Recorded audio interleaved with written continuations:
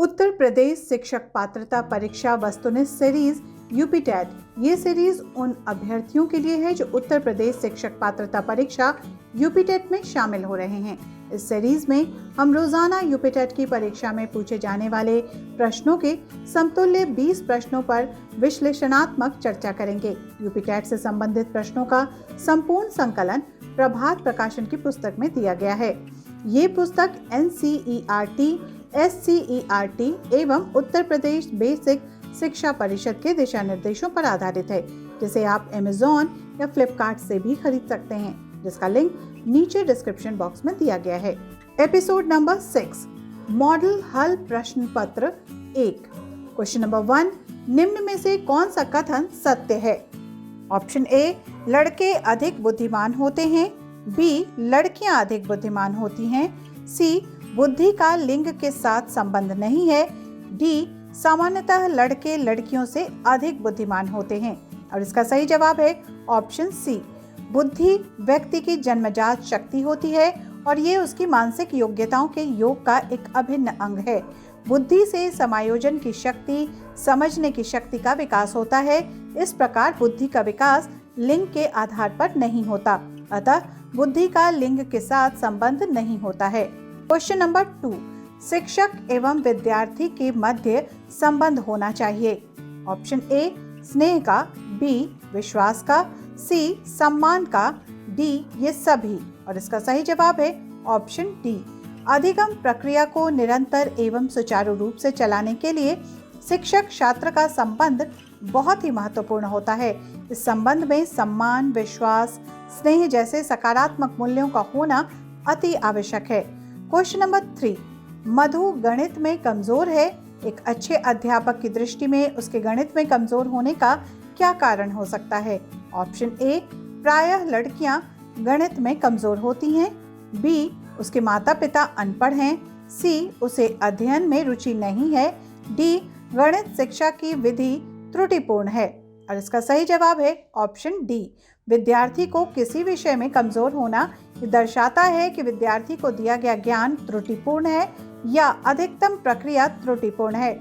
ज्ञान लिंग आधारित नहीं होता। क्वेश्चन नंबर 4, पुरस्कार एवं दंड हैं। ए, सकारात्मक प्रेरक। बी, स्वाभाविक प्रेरक। सी, कृत्रिम प्रेरक। डी, अर्जित प्रेरक। और इसका सही जवाब है ऑप्शन सी, पुरस्कार एवं दंड बाह्य कृत्रिम प्रेरक तत्व हैं जो व्यक्ति के कार्य एवं व्यवहार को नियंत्रित एवं प्रोत्साहित करते हैं। क्वेश्चन नंबर 5, आप शनिवार के दिन चले जाएं। इस वाक्य का शुद्ध वाक्य क्या होगा? ऑप्शन ए, आप में शनिवार को चले जाएं। बी, आप शनिवार चले जाएं। सी, आप शनिवार को चले जाएं। डी, आप शनिवार को चले आएं। और इसका सही जवाब होगा ऑप्शन सी, शनिवार दिन का ही नाम है, अतः दिए गए विकल्पों में से शुद्ध वाक्य आप शनिवार को चले जाएं हैं। बाकी सभी में मात्राएं व शब्दों में त्रुटि है। क्वेश्चन नंबर 6, आप भोजन किया। इस वाक्य का शुद्ध वाक्य क्या होगा? ऑप्शन ए, आपने भोजन किया। बी, आपने भोजन को किया। सी, भोजन आपने किया। या डी, आप भोजन किए। और इसका सही जवाब है ऑप्शन ए, दिए गए विकल्पों में से शुद्ध वाक्य आपने भोजन किया कर्ता के साथ ने का प्रयोग होगा। और अब देखते हैं क्वेश्चन नंबर 7, दिन और दीन का क्या अर्थ है? ऑप्शन ए, दिवस और गरीब। बी, दिवस और गरीब। सी, दिवस और गरीब। डी, दिस और गरीब। और इसका सही जवाब होगा ऑप्शन बी, दिन, दिवस, दीन, गरीब। क्वेश्चन नंबर 8, जिसमें छंद नपे तुले और परिभाषित नियमों के अनुसार हो उसे क्या कहते हैं? ऑप्शन ए, खंड वाक्य। बी, पद्य वाक्य। सी, महाकाव्य। डी, गद्य वाक्य। और इसका सही जवाब होगा ऑप्शन बी, पद्य काव्य में छंद नपे तुले व परिभाषित नियमानुसार होते हैं, जबकि गद्य में इसकी जरूरत नहीं होती। महाकाव्य व खंड काव्य काव्य के भेद हैं जो काव्य के आकार, सर्ग की मात्रा पर निर्भर करता है। क्वेश्चन नंबर 9 से पहले आपको कुछ आवश्यक जानकारी दे दें जो यहाँ लिखा है। Directions, Choose the appropriate preposition for the given sentence. Question number 9. She did her disappointment dash smile. इसका ऑप्शन A है without, B है with, C है in, D है through और इसका सही जवाब है ऑप्शन B. with का अर्थ जो है वो साथ होता है. Question number 10. We recommend you to take advantage dash this offer. Option A at, B in, C off, D off और इसका सही जवाब होगा ऑप्शन डी. एडवांटेज के बाद ऑफ आएगा यदि ऑफर का फायदा उठाने की बात कही जाए. और अब दिशा निर्देश दिया गया है डायरेक्शंस 11 और 12 के लिए. Choose the correct form of adjective for the given sentence. Question number 11. The villain in the movie hates the hero and desires to harm him and so becomes dash. Option A violent, B would, C crude, D benevolent और इसका सही जवाब होगा option ए. Negative word के साथ negative situation दिया है इसलिए नेगेटिव वर्ड यूज होगा violent. Question number 12. मेघना uses her common sense. She is always dash. Option A sensuous, B hypersensitive, C sensible, D sensitive और इसका सही जवाब होगा ऑप्शन सी. यहाँ पर सेंस का एडजेक्टिव फॉर्म यूज होगा सेंसिबल. Question number 13. 36, 40 और 48 का महत्तम समापवर्तक का वर्ग क्या होगा. Option A 16, B 49, C 25, D 36 और इसका सही जवाब होगा ऑप्शन ए. 36, 40 और 48 का महत्तम समापवर्तक is equal to 4.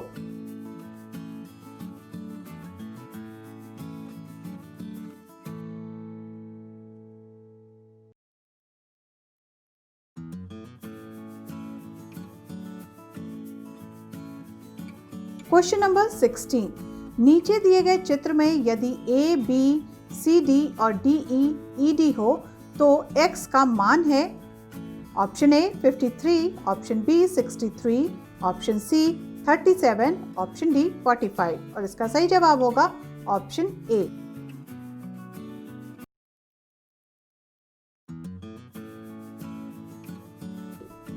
Question number 17.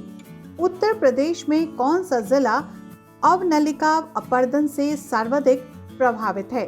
Option A Etawah, B Gorakhpur, C Farrukhabad, D Meerut और इसका सही जवाब होगा ऑप्शन ए.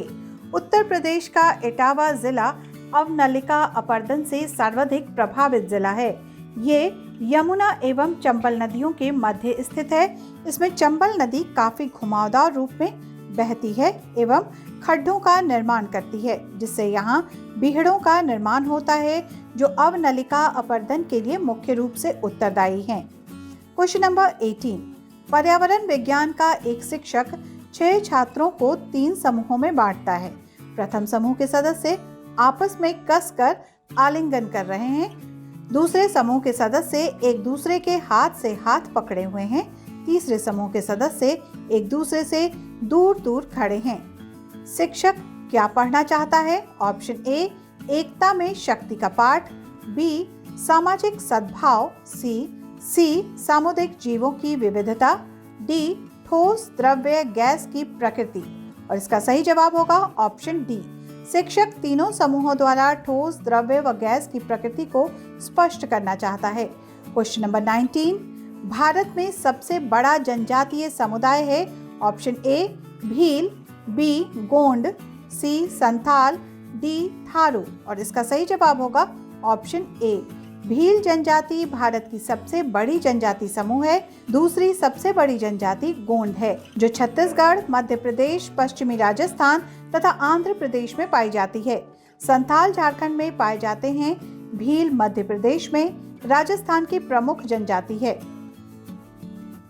थारू उत्तर प्रदेश की जनजाति है. Question number 20.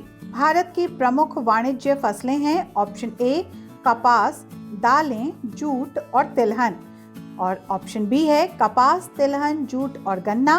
सी ऑप्शन में है चाय, रबड़, तंबाकू और जूट.